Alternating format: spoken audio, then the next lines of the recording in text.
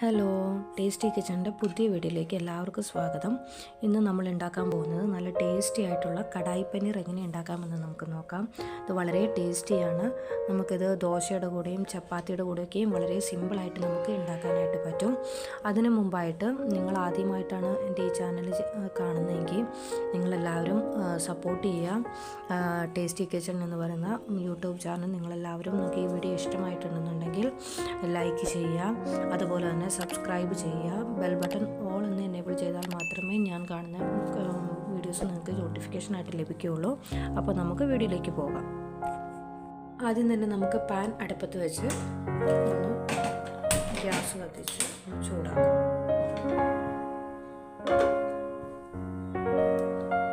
അപ്പോൾ നമ്മുടെ പാൻ ഇവിടെ ചൂടായി വന്നിട്ടുണ്ട്. നമുക്ക് ആവശ്യത്തിനുള്ള എണ്ണ ഒഴിച്ചു കൊടുക്കാം.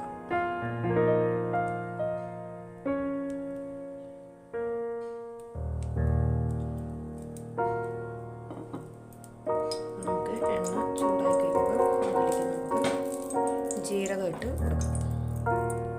അപ്പോൾ എണ്ണ നന്നായിട്ട് ചൂടായിട്ട് നമുക്ക് ഇതിൻ്റെ അകത്തേക്ക് 1 ടീസ്പൂൺ ജീരകം ഇട്ട് കൊടുക്കാം.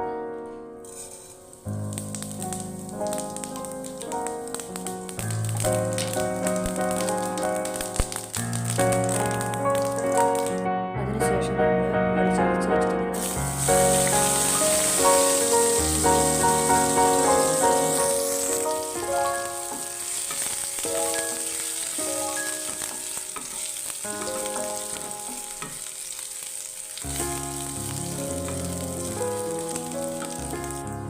അപ്പോൾ നമ്മളിട്ട് കൊടുത്തിരിക്കുന്ന ഇഞ്ചി ഏകദേശം മൂത്തിട്ടുണ്ട്. നമുക്കിതിലേക്ക് ചെറുതായിട്ട് അരിഞ്ഞിട്ട ഒരു കപ്പോളം വരുന്ന ഒരു 3 വലിയ സവോള അരിഞ്ഞിട്ടതാണ്. അപ്പോൾ നമുക്ക് ശേഷം ഒരു മിക്സിയുടെ ജാർ എടുക്കുക. അതിലേക്ക് നമ്മളൊരു 3 മീഡിയം വലുപ്പമുള്ള ഒരു 3 തക്കാളി അരിഞ്ഞ് വെച്ചിട്ടുണ്ട്. അതിട്ട് കൊടുക്കുക. അത് 3 തക്കാളിയും അതുപോലെ തന്നെ ഒരു പച്ചമുളകും നമ്മൾ പൊടിയും കാര്യങ്ങളെല്ലാം ഭയങ്കര എരിവാണ്. അപ്പോൾ ഒരു പച്ചമുളക് എടുക്കുക. ഒരു പച്ചമുളകിന് നന്നായിട്ട് മുറിച്ച് ഇടുക.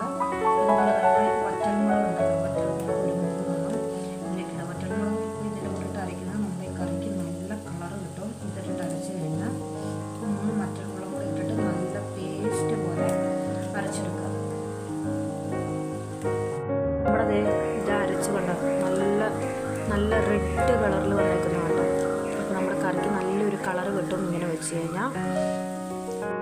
നമ്മുടെ സവോള ഏകദേശം നന്നായിട്ട് ഇവിടെ വയന്ന് വന്നിട്ടുണ്ട്. ഇത്രയ്ക്ക് വന്നാൽ മതി, ഒരുപാട് ഫ്രൈ ആക്കണ്ട. അപ്പോൾ നമ്മളിപ്പോൾ അരച്ച് വെച്ചിരിക്കുന്ന ആ തക്കാളിയും ആ പേസ്റ്റ് നമുക്കിതിലേക്ക് ചേർത്ത് കൊടുക്കാം.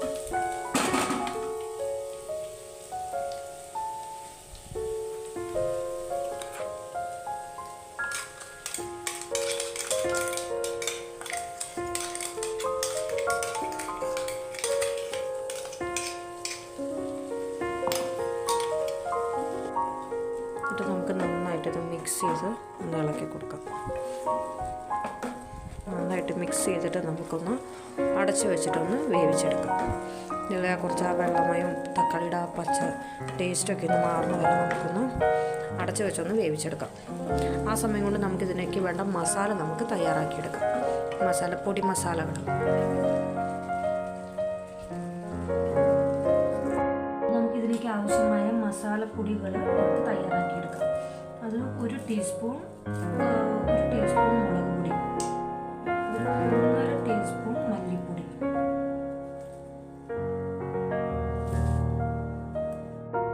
1.5 ടീസ്പൂൺ പനീർ മസാല മാർക്കറ്റിൽ അവൈലബിൾ ആണെങ്കിൽ അതിലേക്ക് എല്ലാം ഇല്ലെങ്കിൽ സാധാരണ നമ്മുടെ ഗരം മസാല ഇല്ലേ, അതിട്ട് കൊടുത്താലും മതിയാവും. ഇതുകൂടെ 1/2 ടീസ്പൂൺ മേത്തി. മസാലയെല്ലാം കുറച്ച് വെള്ളം ഒഴിച്ചിട്ട് ഒന്ന് മിക്സ് ചെയ്തിട്ട് വയ്ക്കാം. മിക്സ് ചെയ്തിട്ട് നമ്മൾ തയ്യാറാക്കിയിട്ടുള്ള മസാല ഒഴിച്ച് കൊടുക്കുകയാണ് ചെയ്യുന്നത്. മിക്സ് ചെയ്ത് വയ്ക്കാം. അപ്പം നമ്മൾ തക്കം വെച്ച മസാല നന്നായിട്ട് അതിൻ്റെ എണ്ണയൊക്കെ പൊങ്ങി വന്നിട്ട് നന്നായിട്ട് റെഡിയായിട്ടുണ്ട്. നമുക്കൊന്ന് നോക്കാം. വെള്ളം വറ്റി നന്നായിട്ട് വെള്ളം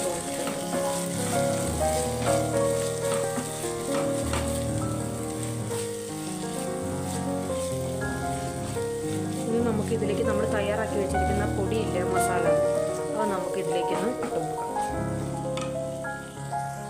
അപ്പോൾ നമുക്ക് അതിലേക്ക് ഇത് ഒഴിച്ചു കൊടുക്കാം.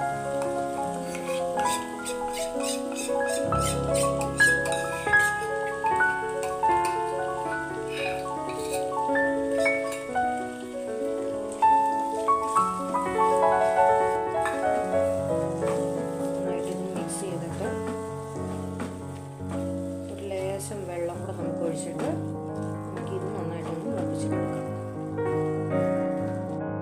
അപ്പോൾ പനീർ ഞാൻ ഇവിടെ എടുത്ത് വെച്ചിട്ടുണ്ട്. 250 ഗ്രാം പനീറാണ്. ഞാൻ ചെറുതായിട്ട് ചെറിയ ചെറിയ കഷ്ണങ്ങളാക്കി മുറിച്ച് വെച്ചിട്ടുണ്ട്. ജസ്റ്റ് ഒന്ന് കുറച്ച് നെയ്യ് അല്ലെങ്കിൽ ബട്ടർ ഒഴിച്ചിട്ട് ഒന്ന് ജസ്റ്റ് ഒന്ന് ഫ്രൈ ചെയ്തിട്ട് നമുക്ക് മാറ്റി വയ്ക്കാം. അപ്പോഴേ നമ്മുടെ മസാല നന്നായിട്ട് വെള്ളമെല്ലാം വറ്റി നല്ല രീതിയിൽ വന്നിട്ടുണ്ട്. ഇനി നമുക്കിതിലേക്ക് ആവശ്യത്തിനുള്ള വെള്ളം ഒഴിച്ച്, ഒരുപാട് വെള്ളം ഒഴിച്ച് അതിൻ്റെ ആ ടെക്സ്ചർ അങ്ങ് മാറും. അപ്പോൾ ലേശം വെള്ളം ഒഴിച്ച് നമ്മൾ ഫ്രൈ ചെയ്തിട്ട് പനീർ വിട്ട് നമുക്കൊരു 2 മിനിറ്റ് ഒന്ന് മൂടി വെച്ച് ആ പനീറിലേക്ക് നമുക്ക് മസാലയൊക്കെ ഒന്ന് പിടിക്കാൻ വേണ്ടി നമുക്ക് 2 മിനിറ്റ് മൂടി വെച്ച് ഒന്നും കൂടി ഒന്ന് വേവിച്ചെടുക്കാം. നമുക്കപ്പോൾ ആവശ്യത്തിനുള്ള വെള്ളം ഇതിലേക്ക് ഒഴിച്ച് കൊടുക്കാം. ഒരു 1/2 ഗ്ലാസ് വെള്ളമൊക്കെ ഒഴിച്ച് കൊടുത്താൽ മതിയാവും. എല്ലായിടത്തും ഒന്ന് നന്നായിട്ടൊന്ന് മിക്സ് ചെയ്ത് കൊടുക്കുക. മിക്സ് ചെയ്തതിന് ശേഷം നമുക്ക് നമ്മൾ ഫ്രൈ ചെയ്ത് വെച്ചിരിക്കുന്ന പനീറും കൂടി ഇതിലേക്ക് ഇട്ട് കൊടുക്കാം. അപ്പോൾ നമുക്കിതിലേക്ക് നമ്മൾ ഫ്രൈ ചെയ്ത് വെച്ചിരിക്കുന്ന പനീർ നമുക്ക് ഇട്ട് കൊടുക്കാം.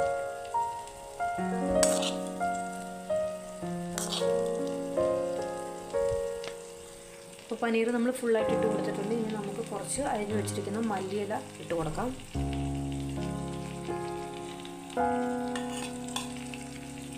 അതുപോലെ ആവശ്യത്തിനുള്ള ഉപ്പ്, ഇതെല്ലാം കൂടി ഇട്ട് നമുക്ക് നന്നായിട്ടൊന്ന് 2-5 മിനിറ്റ് ഒന്ന് മൂടി വെച്ച് ഒന്നുകൂടി നമുക്കതിൻ്റെ മസാലയെല്ലാം ഈ പനീറിലേക്ക് പിടിക്കാൻ വേണ്ടിയിട്ട് നമുക്കൊന്ന് മൂടി വെച്ച് 2 മിനിറ്റ് കൂടി ഒന്ന് മൂടി വെച്ച് വേവിച്ചെടുക്കാം. അപ്പം മസാലയൊക്കെ നമ്മൾ നന്നായിട്ട് ഇതിൽ ആക്കി വെച്ചിട്ടുണ്ട്. നമുക്കൊന്ന് ഒരു 5 മിനിറ്റ് നമുക്കൊന്ന് മൂടി വെച്ച് വേവിച്ചെടുക്കാം.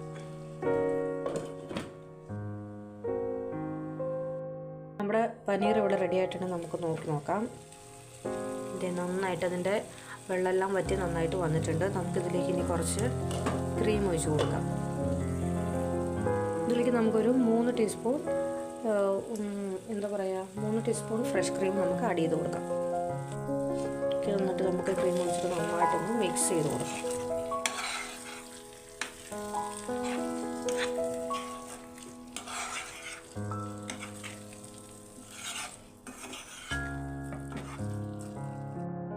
അപ്പം നമ്മുടെ കടായി പനീർ അടിപൊളിയായിട്ട് റെഡിയായി വന്നിട്ടുണ്ട്. അപ്പോൾ നിങ്ങൾക്കിത് ഇഷ്ടമായിട്ടുണ്ടെങ്കിൽ നിങ്ങൾ ഉറപ്പായിട്ട് ലൈക്ക് ചെയ്യാം. അതുപോലെ നിങ്ങളുടെ ഫ്രണ്ട്സിനും റിലേറ്റീവ്സിനൊക്കെ ഒന്ന് ഷെയർ ചെയ്ത് കൊടുക്കാം. നിങ്ങൾ ഇത് ട്രൈ ചെയ്ത് നോക്കിയിട്ടുണ്ടെന്നുണ്ടെങ്കിൽ ഉറപ്പായിട്ടും എന്നെ മറക്കാണ്ട് ഫീഡ്ബാക്ക് കമൻറ്റിലൂടെ അറിയിക്കേണ്ടതാണ്. അപ്പോൾ മറ്റൊരു വീഡിയോയുമായി നമുക്ക് നാളെ കാണാം. Okay, by.